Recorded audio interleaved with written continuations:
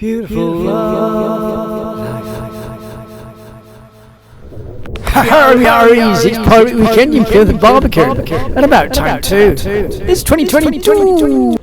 And at 9 o'clock everyone's packing up and going home. Stories and music from the Southwest Seawalls. You can find them in your Facebook.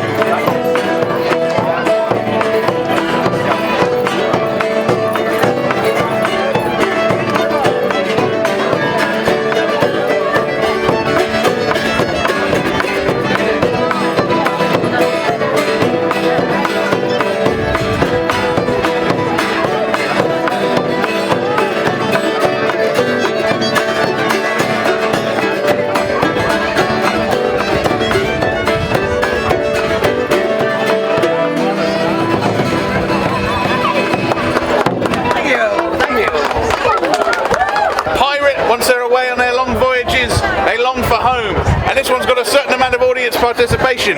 So when I sing "Home Boys Home," he'll bang on the drum, and at the same time you can clap twice. You'll get the hang of it. It's pretty easy. Huzzah! Are we all ready? Come a little bit closer if you want. Well, he wouldn't be a sailor that is sailing on the moon. Gain a goodwill of his captain's good name. We went ashore one moment for the be.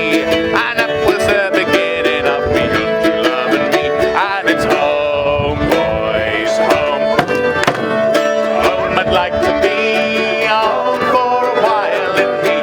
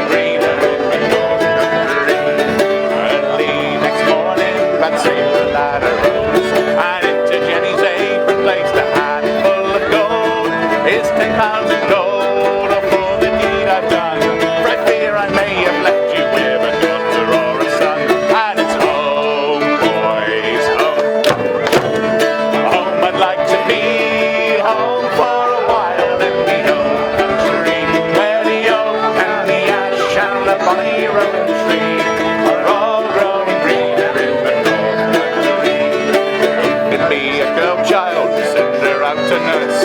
Silver in her pockets and gold in her purse. If it be a boy child, he'll wear a jacket blue and climb on up a ring like it's home, boys, home. Home I'd like to be, home for a while in the home country, where the oak and the ash and the bonny rowan tree are all growing greener in the north country. Yes, it's home, boys, home. Home I'd like to be, home for a while in the home country, where the oak and the ash and the bonny rowan tree are all growing greener in the north country.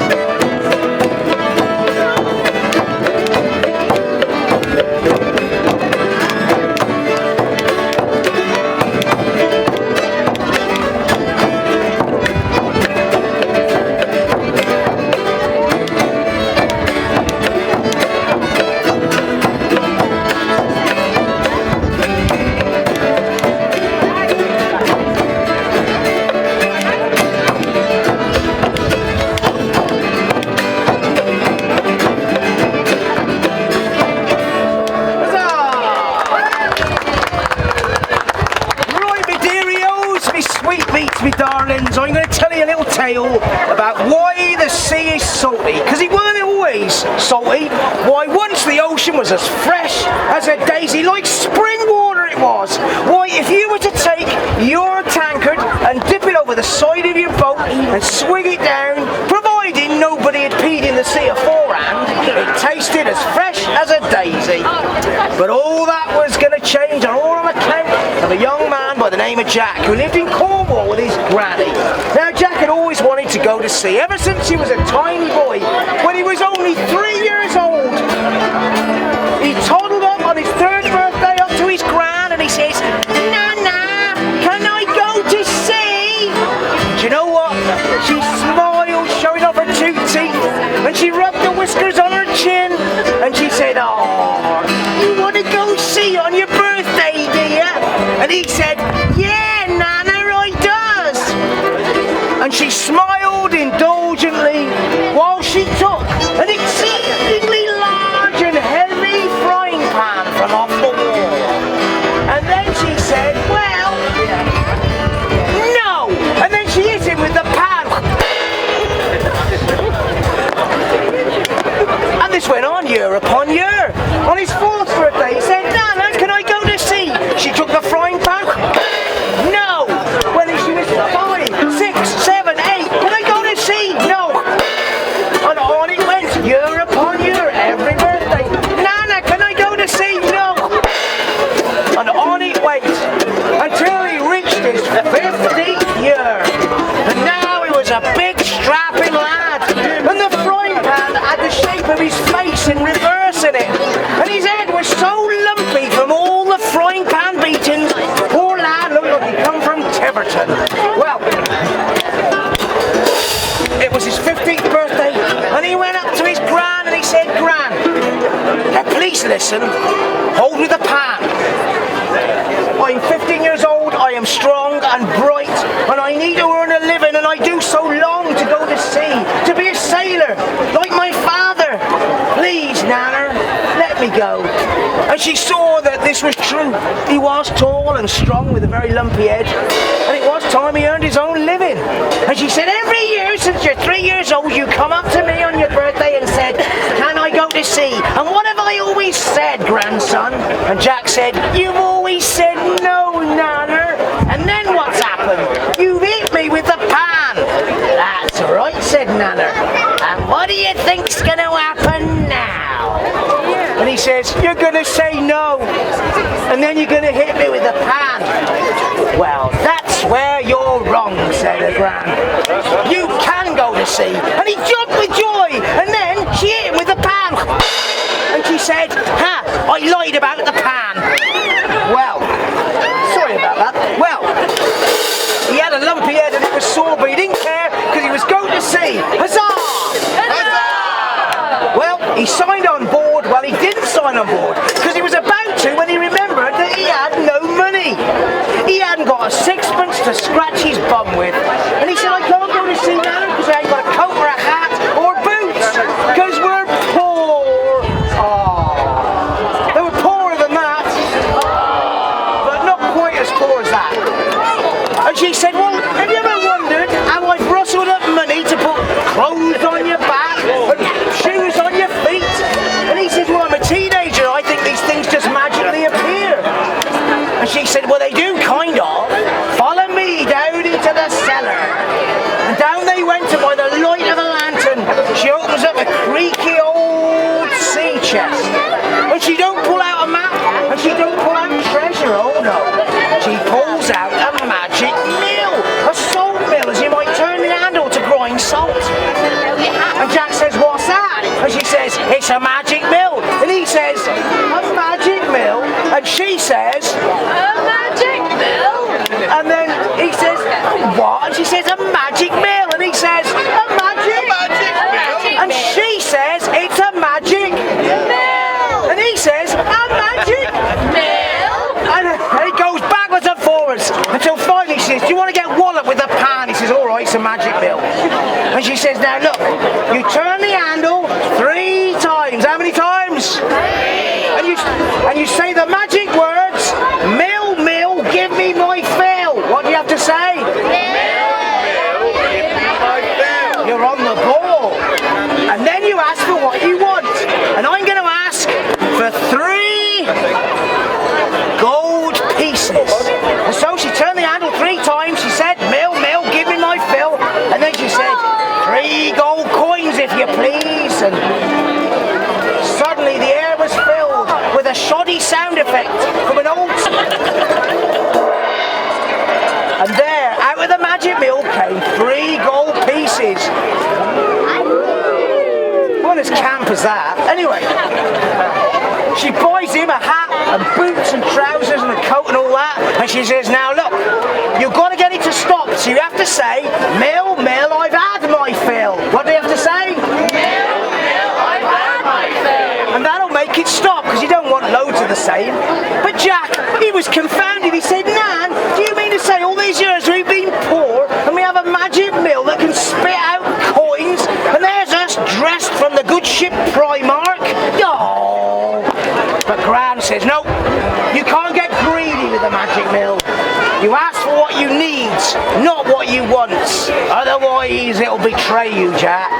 Now keep it secret and keep it safe." And he thinks, "Oh, that has a ring to it." Anyway, off he goes and he signs up on the first ship, and oh dear, the ship is called the Slimy Sal, and its captain is called Captain Scroat, and he was the meanest captain you ever met.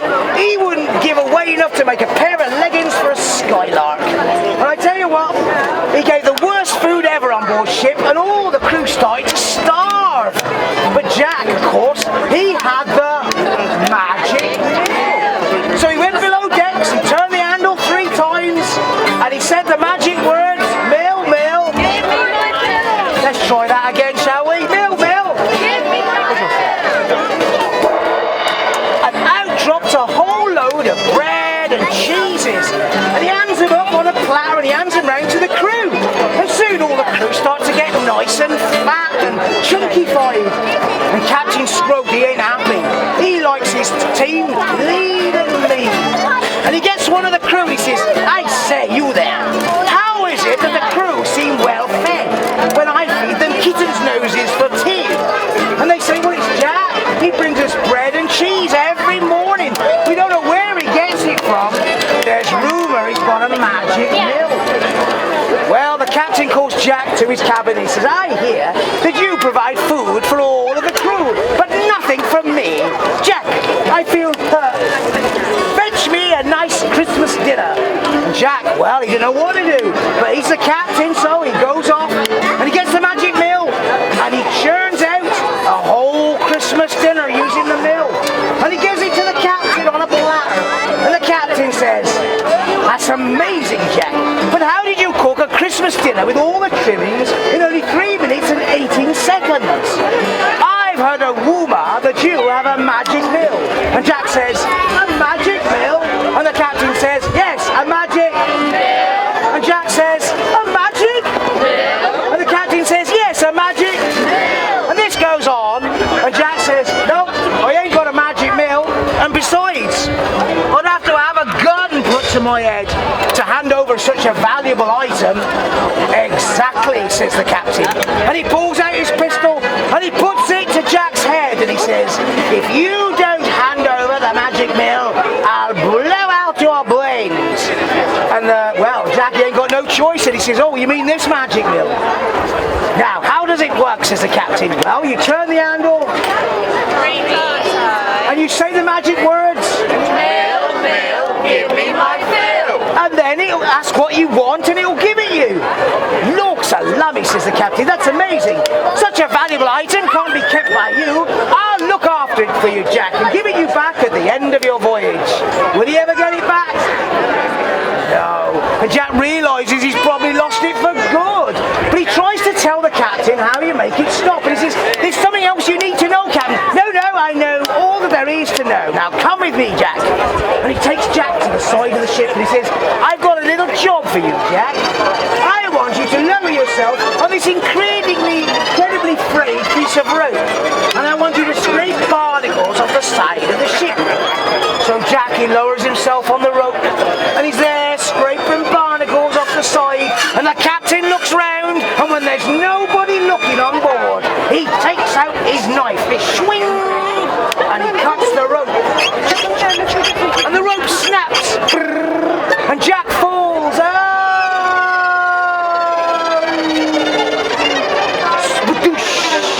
right into the sea, and he shouts, help, man overboard, but the captain says, bye Jack, missing you already, enjoy the sharks. And poor old Jack has to avoid all the sharks until at last he finds a deserted island. Hurrah! Well, the captain, he realises he's got a lovely Christmas dinner, but no salt. And he thinks, I know, I'll use the magic mill. And he turns the handle how many times? And he says the magic words. I would like some salt. And the mill starts to turn its handles all by its lonesome, and lovely salt comes out, and it goes all over the chicken dinner and all over the tatties and everything. And the captain says, lovely. Oh, that's enough salt now. No, stop it, magic mill. Stop it. Stop it. But the magic mill, it hasn't been told the magic words. Mill, I've had my fill. So it carries on churning out more and more salt. And now it's all over the floor. It's ruined the Christmas dinner. It's going down his boots. Stop it, he says. But it won't stop. And in the end, it's going higher and higher. It's jammed the door. He can't get out. There's too much salt there. It's up to his waist. Stop now, he cries. Abracadabra. Oh, that's not worked.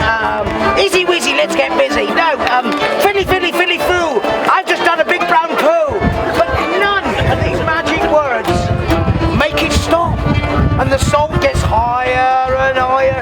And Jack, not Jack, the captain, he pulls out his pistol and he says, this is your last chance, magic mill. Stop or I fire. But it don't stop. And so the captain, as the salt goes higher and higher, he takes his pistol and he gives fire.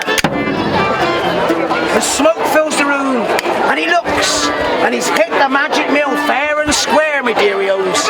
And there it is in 100 pieces. But each one of those 100 pieces has magically transformed into 100 tiny magic mills, all churning out salt. And the salt gets higher, and he's stuck, and he gets higher and higher, and up to his chin. Help!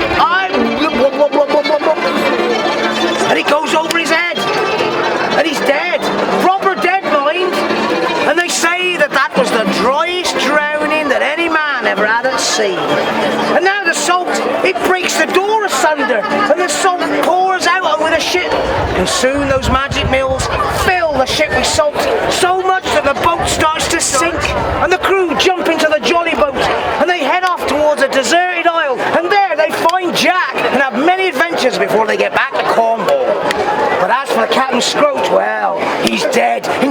in salt, and the ship goes to the bottom of the sea.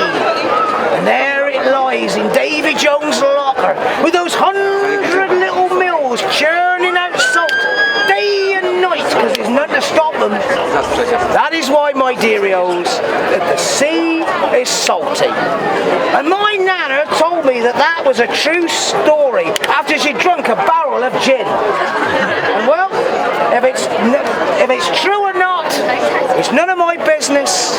And frankly, my dearios, my sweethearts, 'tis none of yours. And that's the end of that tale. Thank you.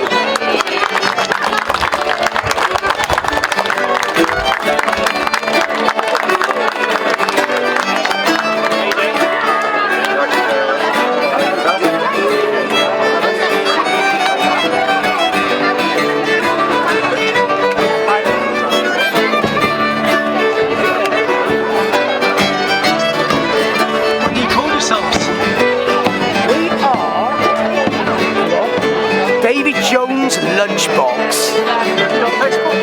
We have, I'll find you a card in a moment.